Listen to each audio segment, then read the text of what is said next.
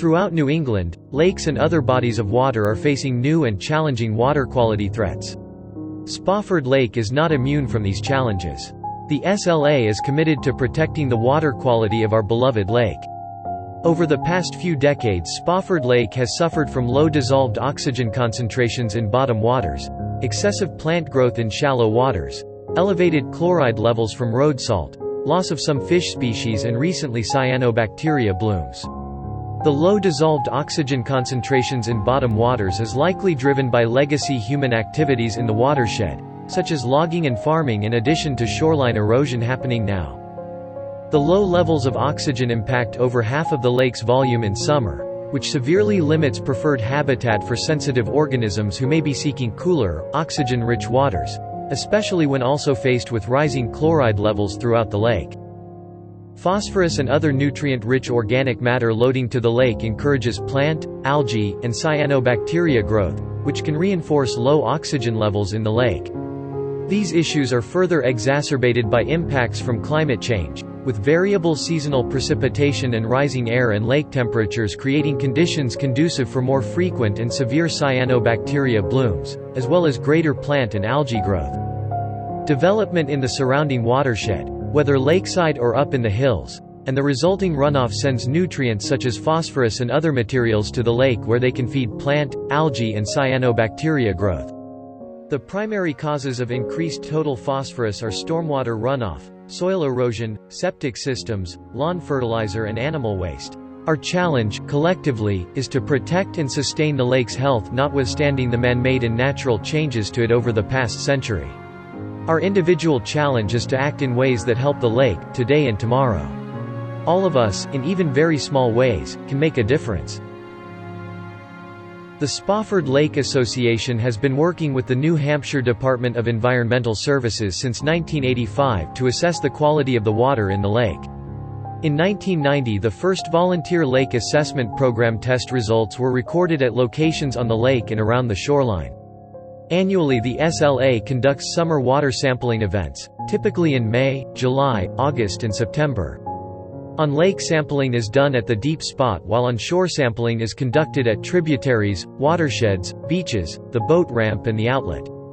15 water quality parameters are sampled during each event. In 2022, we significantly expanded our water quality monitoring program in support of the Chesterfield Watershed Committee.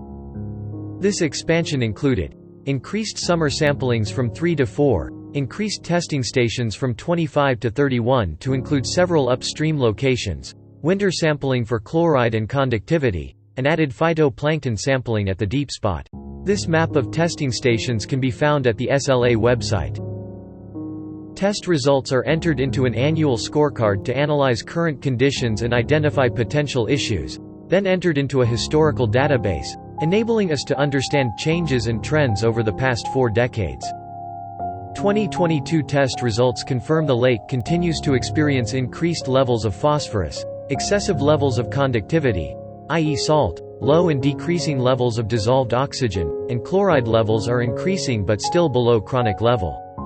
Dissolved oxygen levels less than 5 mg per liter threaten survival of fish and other aquatic life and may result in internal phosphorus loading, or phosphorus that is released back into the water column during periods of low oxygen.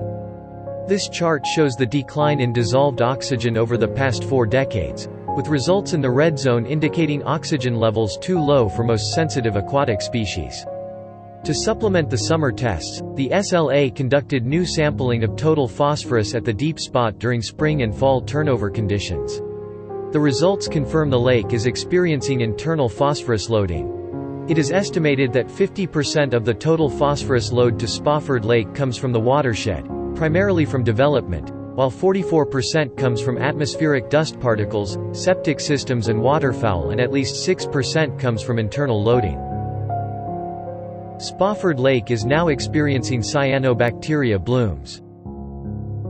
This chart identifies the cyanobacteria blooms in 2022, as reported by the Department of Environmental Services.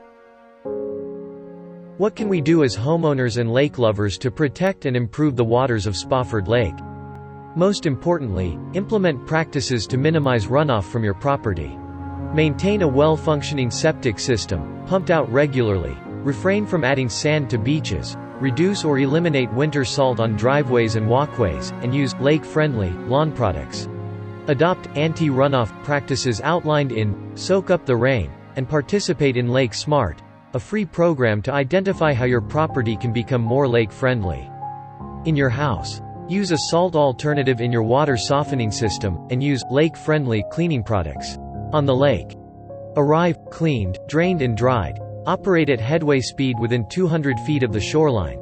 Minimize repetitive passes to prevent waves from eroding the shoreline, and wake surf 300 feet from the shoreline, and in water deeper than 30 feet.